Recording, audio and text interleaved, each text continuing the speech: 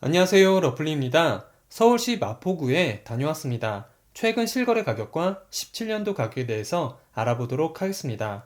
본 내용은 국토교통부에서 제공되는 자료를 토대로 만들어졌으며 직거래가 아닌 정상적인 중개거래임을 사전에 알려드립니다. 이제 아파트 가격이 하락이나 폭락한다는 표현보단 그동안의 유동성 및 투기로 인한 거품이 걷히고 제자리를 찾아가는 중이라는 표현이 맞겠습니다. 보통 1년에 물가 상승률과 임금 상승률은 1에서 4% 오르는 반면 부동산은 20에서 30%씩 오르는 게 당연하다고 말합니다. 이러한 부분은 크게 잘못된 것이라고 볼 수 있겠습니다. 이러한 말들이 사람들을 불안하게 만들고 부동산 투기의 길로 내모는 것입니다. 또한 금리가 오르면서 화폐 가치가 올라가고 자산 가치는 하락하는 것이라고도 볼 수 있겠습니다. 서울시 마포구 성산동에 위치한 성산월드타운 대림 107제곱 32평형 전용 84제곱입니다. 총 795세대 10개 동으로 용적률 341%, 건폐율 20%, 최고층 24층에 사용 승인일은 2004년 8월 24일입니다. 22년 2월에 거래된 9층의 실거래 가격 11억 원 대비 최근 22년 10월에 거래된 3층의 실거래 가격은 8억 원으로 층수에 상관없이 3억 원, 27.2% 하락하였습니다. 하지만 17년 3월에 거래된 13층의 실거래 가격 5억 2,500만 원 대비 최근 3층의 실거래 가격은 8억 원으로 2억 7,500만 원, 52.3% 상승하였습니다.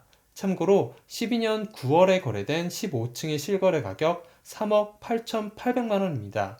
12년도에서 17년도까지 5년 동안 오른 금액은 1억 3,700만 원, 35.3%이며 17년도에서 22년도까지 5년 동안 오른 금액은 2억 7,500만 원, 52.3%입니다. 통계청에서 제공된 자료를 확인해 보면 2012년부터 2017년까지 소비자 물가지수는 8.4% 상승했으며 2017년부터 2021년까지 소비자 물가지수는 6.8% 상승하였습니다. 12년도부터 최근까지 10년 동안의 상승은 명백한 거품이라고 볼 수 있겠습니다. 최근 전월세 거래로는 전용 84제곱 4층 4억 9천만 원, 2층 2억에 125만 원, 3층 2억에 130만 원에 계약되었습니다.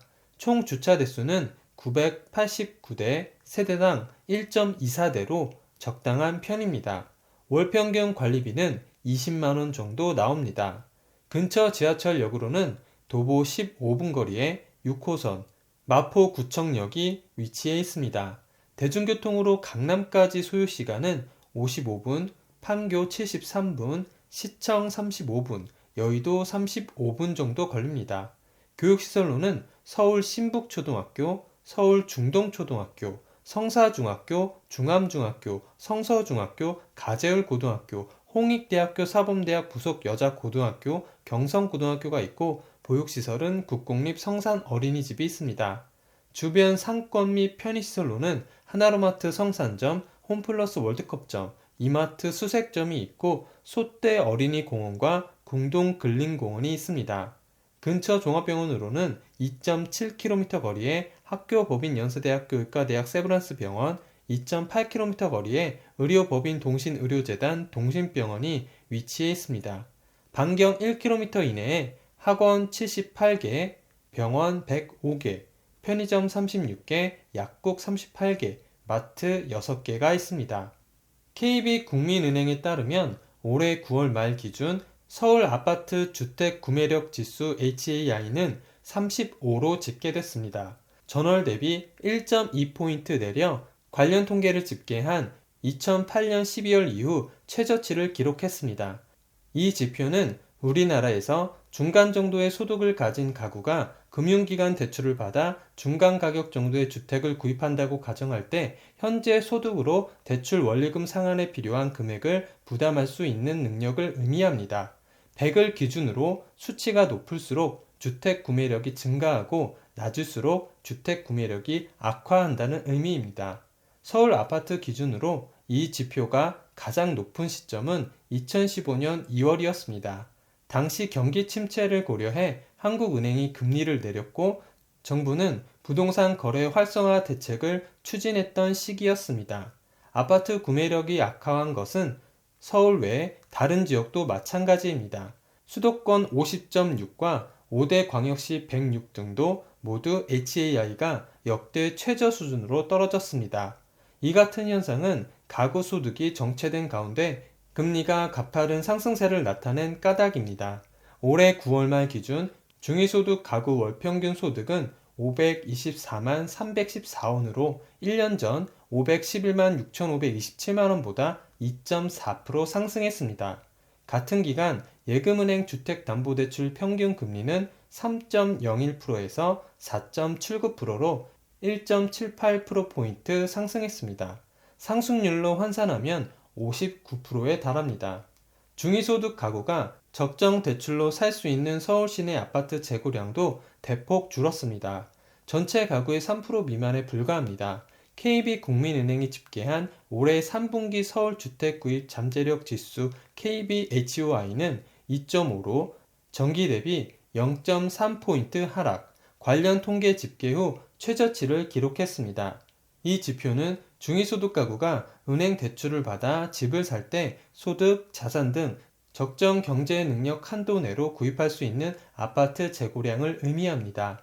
최근 중산층 가구가 감내할 수준의 빚을 내서 살 수 있는 아파트 물량은 가격 하위 2.5% 수준에 불과한 셈입니다. 부동산 침체기와 금리 인하 국면에 맞물린 2014년에서 2015년 이 지표는 45를 넘었습니다. 시내 아파트 중 약 45%는 중산층 가구가 대출을 받아 살 수 있었습니다. 하지만 이후 아파트 값이 급등했고 소득 상승률이 뒷받침되지 않아 중산층의 내 집 마련 여력이 크게 위축된 것입니다. 중산층 가구가 대출을 전혀 받지 않고 서울에 있는 중간 가격대의 시세 상위 40에서 60% 주택을 사려면 평균 17.7년이 걸리는 것으로 조사됐습니다. 올해 9월 말 기준 서울 3분위 가구, 3분위 주택 기준 소득 대비 집값 비율 PIR은 17.7로 직전 조사 마지막 시점인 올해 6월 17.6과 거의 비슷했습니다. 서울 주택 PIR은 지난해 말 19로 정점을 찍은 뒤 올해 들어 점차 하락세입니다. 하지만 10에서 11 내외였던 5년 전보다는 여전히 높은 수준입니다. 구독을 하시면 더 많은 주택의 정보를 빠르고 쉽게 보실 수 있습니다. 그리고 좋아요를 눌러주시면 영상을 만드는 저에게 큰 힘이 됩니다.